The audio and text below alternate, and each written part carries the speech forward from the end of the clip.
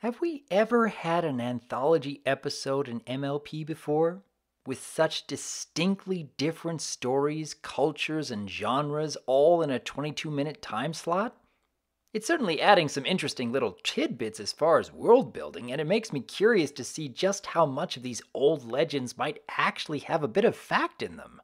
But what's most interesting is that apparently these stories are sharing a lot in common with characters in the IDW Legends of Magic comic series that came out earlier this year.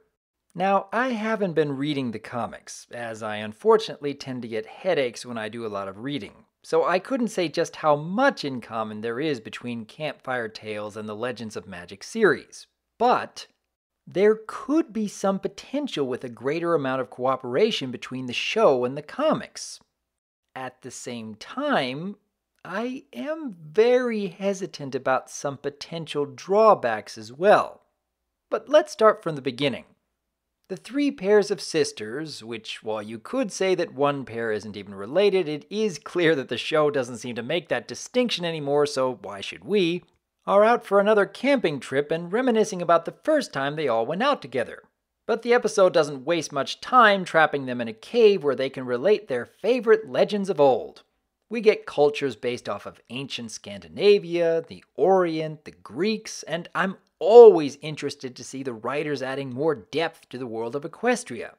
Naturally, each legend seems to fit quite nicely with the personalities of each main six telling the story. And judging by this cover, there are still 3 other characters here, including one Starswirl the Bearded.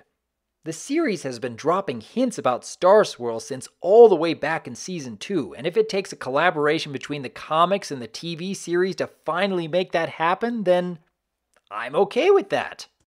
If that's what the series writers have in mind here. That remains to be seen, though. As for the stories themselves, they're okay. I admit I enjoyed Rarity's stories a little bit more than the others because it went in a bit of an unexpected direction at the end, and I appreciate an episode where I don't always know what's coming.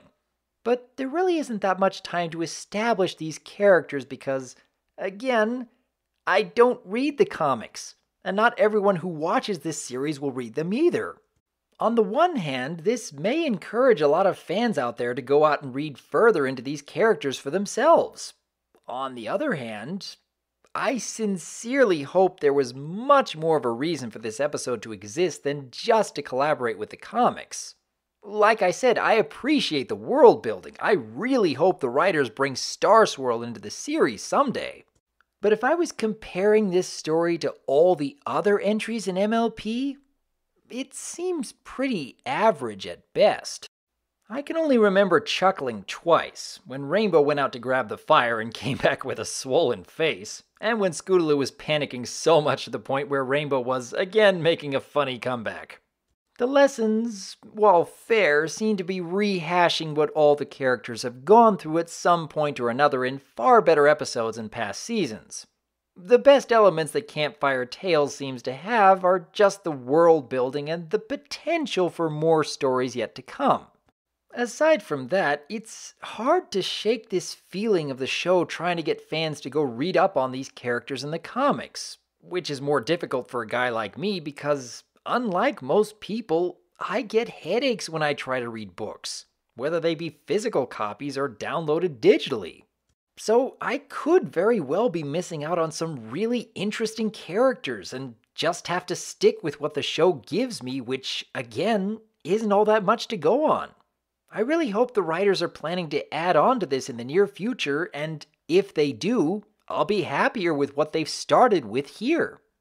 If they don't, I can't help but feel a little disappointed, honestly, and I hope people can understand why. But I imagine my opinion may not count as much here simply because I don't follow the comics as closely as many of you do. So I hope those of you who are more familiar with these characters can give a more honest opinion of Campfire Tales in the comments below. Because as always, I am Dr. Wolf, and I look forward to hearing from you.